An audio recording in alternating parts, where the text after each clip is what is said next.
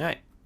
So we can always just write our own expressions here using the sine function or the noise function, but it can be a little nicer to use the chop stuff a little bit in Houdini because there's just more controls and it just can be a little cleaner to look at. So it's also pretty easy. If I just right click and hold, what I want to do is I want to make him kind of go up and down like a sine wave. So right click and hold here, go to motion effects and choose wave.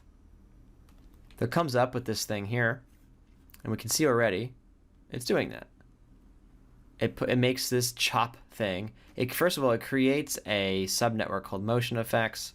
It creates a little network. We're not talking about chops in this lesson, but I did just want to touch on the fact that it's an easy way to set up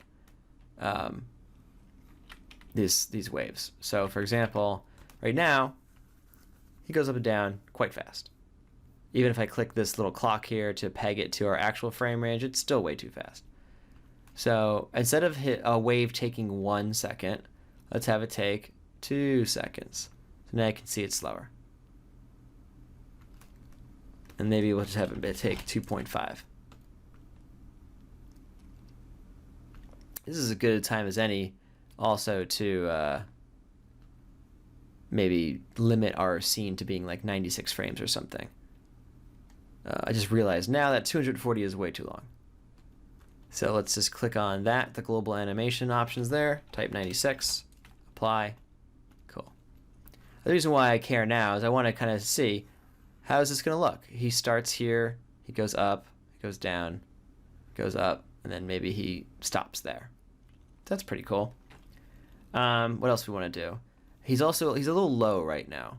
Like he goes super low down in the screen. So I'm going to move him up. The whole sine wave is going to go up by a half a thing here. So that's not too bad. It is probably still going a little too low on the screen and a little too high off the screen. So I'm going to do maybe half the amplitude. Amplitude is how big the swing is. Cool. So you could do other things if you want. You could do decay rate, which could be nice, where it's like a spring, like a boing, so it's getting smaller and smaller as it goes. I'm not going to do it. I'm just going to keep it like this. Cool. So there it is. If we ever want to change anything there, you see there's the motion effects thing. Or if you click here, you can see that little orange thing.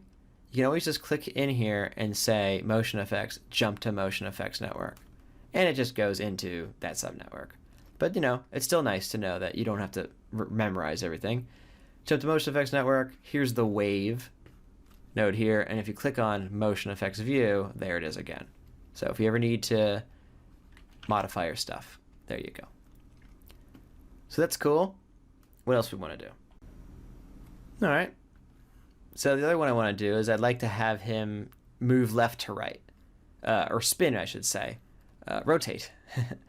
Left to right. So he'll spin, around the R rotation here. So again, right click and hold, motion effects, let's do a noise this time. So noise is not a random motion. It is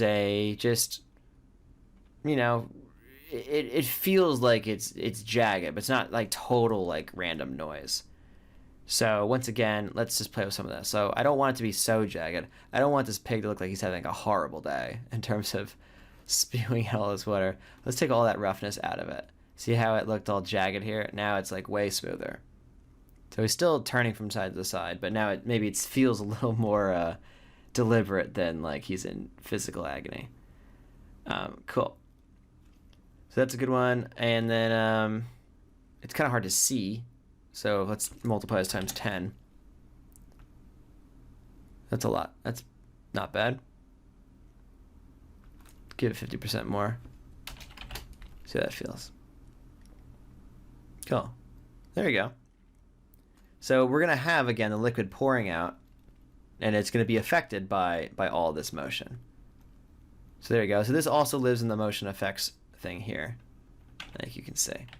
So pretty curious to see what this all looks like right now. We already have the source hooked up. It's already coming in here. And again, you can see it's getting all of that motion. It's just this dynamic source now.